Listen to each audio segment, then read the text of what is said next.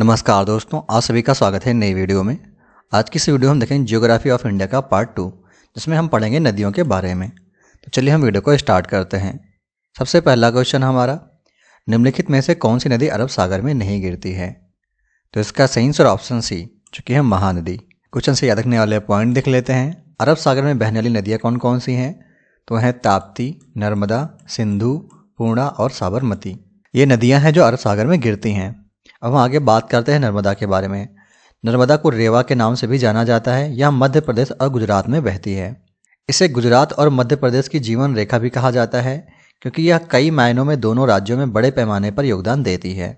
मध्य प्रदेश के अमरकंटक पठार से निकलती है और पश्चिम की ओर बहती है। इस क्वेश्चन से याद रखने वाला एक और पॉइंट है दोस्तों, कि जो नर्मदा है वो किस तरफ बहती है? पश्चिम की ओर। और कौन सी नदी जो पश्चिम की ओर बहती है? यह है तापी नदी। इसकी लंबाई 1312 किलोमीटर है, जो कि अरब सागर में गिरती है। यह सबसे लंबी पश्चिम की ओर बहने वाली नदी है। ताप्ती नदी और महानदी के साथ प्रायद्वीपीय भारत की केवल 3 प्रमुख नदियों में से एक है। नर्मदा नदी कोई डेल्टा भी नहीं बनाती है। अगला क्वेश्चन है, गंगा नदी की बाईं ओर से मिलने वाली एकमात्र सहायक नदी जिसका उद्गम मैदान से होता है, वह कौन है? तो इसका सही आंसर ऑप्शन डी, जो कि है गोमती। क्वेश्चन से याद रखने वाला पॉइंट है, गोमती नदी का उद्गम क्षेत्र गोमतल या फिर फुल्लर झील से है, जो कि उत्तर प्रदेश के पीलीभीत जिले में स्थित है। गोमती की सहायक नदियां हैं सई, बरना, गच्छई और जोमकाई। अब बात करते हैं गंगा की सहायक नदियां कौन कौन सी हैं। तो गंगा की सहायक नदियां हैं अलकनंदा, भागीरथी, यमुना, गोमती, घाघरा, गंडक और कोसी। अगला क्वेश्चन है, निम्नलिखित में से किस स्थान पर अलकनंदा तथा भागीरथी का संगम होता है? तो इसका सही आंसर ऑप्शन डी, जो कि है देवप्रयाग। क्वेश्चन से याद रखने वाला पॉइंट है, विष्णुप्रयाग में कौन कौन सी नदियाँ मिलती हैं? तो वहाँ पर मिलती हैं विष्णु गंगा और धौली गंगा। उसके बाद कर्णप्रयाग में मिलती हैं अलकनंदा और पिंडार। रुद्रप्रयाग में मिलती हैं अलकनंदा और मंदाकिनी।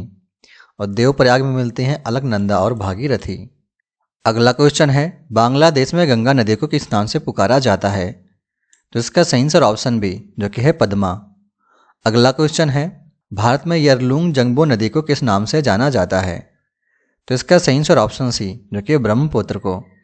क्वेश्चन से याद रखने वाला पॉइंट है, भारत में यरलुंग जंगबो नदी या फिर सांगपो को ब्रह्मपुत्र के नाम से जाना जाता है। यह पश्चिमी तिब्बत के यांगसी ग्लेशियर से निकलती है। अरुणाचल प्रदेश में सियांग नाम से प्रवेश करती है। आगे असम में इसे ब्रह्मपुत्र नाम से जानते हैं। बांग्लादेश में इसे यमुना के नाम से जाना जाता है या फिर संबोधित किया जाता है। अगला क्वेश्चन है, अलकनंदा की सहायक नदी मंदाकिनी का उद्गम कहाँ से होता है? तो इसका सही आंसर ऑप्शन डी, जो कि चौराबाड़ी ताल से। क्वेश्चन से याद रखने वाला पॉइंट है, केदारनाथ से रुद्रप्रयाग की ओर बहने वाली मंदाकिनी नदी का उद्गम चौराबाड़ी ताल से होता है तथा सोनप्रयाग में काली गंगा से मिलती हुई यह आगे बढ़ती है।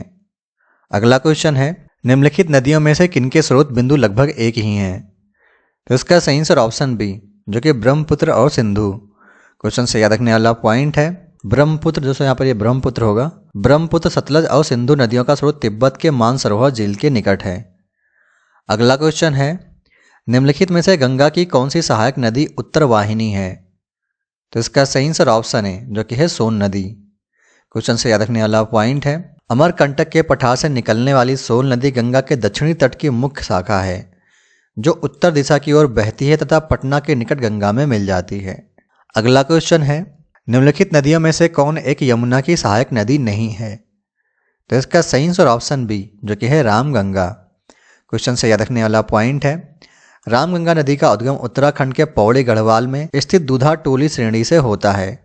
रामगंगा नदी जो है वो गंगा की सहायक नदी है, जो कि उत्तर प्रदेश में कन्नौज के पास गंगा नदी में मिलती है। नेक्स्ट पॉइंट है, यमुना की सहायक नदियाँ कौन कौन सी हैं? तो यमुना की सहायक नदियाँ हैं चंबल, बेतवा, केन, गिरी और असम। अगला क्वेश्चन है, निम्नलिखित में से किस नदी के तट पर बद्रीनाथ का प्रसिद्ध मंदिर स्थित है? तो इसका सही आंसर ऑप्शन डी, जो कि है अलकनंदा। क्वेश्चन से याद रखने वाला पॉइंट है, बद्रीनाथ का प्रसिद्ध मंदिर अलकनंदा के तट पर स्थित है, जबकि केदारनाथ मंदाकिनी नदी के तट पर स्थित है। अगला क्वेश्चन है, सुंदरवन डेल्टा कौन सी नदी बनाती है? तो इसका सही आंसर ऑप्शन बी, जो कि गंगा और ब्रह्मपुत्र। क्वेश्चन से याद रखने वाला पॉइंट है, ब्रह्मपुत्र नदी का उद्गम स्थल कहाँ पर है? तो वह है तिब्बत में। नेक्स्ट पॉइंट है, तिब्बत में ब्रह्मपुत्र को किस नाम से जाना जाता है? तो सांगपो नाम से जाना जाता है। ब्रह्मपुत्र नदी जब भारत में प्रवेश करती है तब उसे किस नाम से जाना जाता है? तो उसे दिहंग नाम से जाना जाता है या फिर दिहांग नाम से जाना जाता है। ब्रह्मपुत्र नदी भारत के सर्वप्रथम किस राज्य में प्रवेश करती है? तो अरुणाचल प्रदेश में प्रवेश करती है। बांग्लादेश में ब्रह्मपुत्र को क्या कहा जाता है? तो यहाँ पर यह जमुना कहा जाता है। गंगा तथा ब्रह्मपुत्र की संयुक्त जलधारा को क्या कहा जाता है? तो उसको कहा जाता है मेघना। अगला क्वेश्चन है, निम्नलिखित में से कौन सी नदी दक्षिण से उत्तर की ओर प्रवाहित होती है? तो इसका सही आंसर ऑप्शन डी जो कि है बेतवा। क्वेश्चन से याद रखने वाला पॉइंट है। पुराणों में इस नदी का नाम बेत्रावती बताया गया है। इसे मध्य प्रदेश की गंगा भी कहा जाता है। इसका उद्गम स्थल विंध्य पर्वत श्रृंखला विंध्याचल की पर्वतमाला के मध्य स्थित है। बेतवा नदी का उद्गम स्थल झीरी नाम से जाना जाता है। इसकी प्रमुख सहायक नदियां हैं हलाली, बीना, धसान और जामिनी। ये किन किन शहरों के किनारे से होकर बहती है? तो सांची, विदिशा, गुना, अशोकनगर और ओरछा। अगला क्वेश्चन है, भारत की एकमात्र अंतर्वाही नदी है। तो इसका सही आंसर ऑप्शन है जो कि है लूनी नदी। क्वेश्चन से याद रखने वाला पॉइंट है। अंतर्वाही नदियां किसे कहते हैं? तो जो नदियां देश के भीतर स्थित किसी पहाड़ या पर्वत से निकलती हैं और देश के ही भीतर किसी सागर या जलाशय में जलमग्न हो जाती हैं उसे अंतर्वाही नदियां कहते हैं। लूनी नदी का उद्गम स्थल राजस्थान के अजमेर जिले में अरावली पर्वत श्रेणी के निकट नाग की पहाड़ियों से होता है। यह देश की एकमात्र अंतर्वाही नदी है, अर्थात लूनी नदी एक ऐसी नदी है जो कि पहाड़ों से उद्गमित होती है किंतु समुद्र में जाकर नहीं मिलती, बल्कि यह मरुस्थल में ही अदृश्य हो जाती है। अपने सफर के अंत में लूनी नदी गुजरात के कच्छ के रण में पहुंचकर विलुप्त हो जाती है। अगला क्वेश्चन है, यमुना नदी का उद्गम स्थल कहाँ है? तो इसका सही आंसर ऑप्शन सी जो कि है बंदर पूंछ में। अगला क्वेश्चन है, विश्व का सबसे बड़ा नदी द्वीप माजुली किस नदी पर स्थित है? तो इसका सही आंसर ऑप्शन सी जो कि ब्रह्मपुत्र। दोस्तों आज का अगला और आखिरी क्वेश्चन है, बंगाल का शोक किस नदी को कहा जाता है? तो इसका सही आंसर ऑप्शन बी जो कि है दामोदर नदी को। अगर हम बिहार की बात करें कि बिहार का शोक किसे कहा जाता है तो कहा जाता है कोसी नदी को।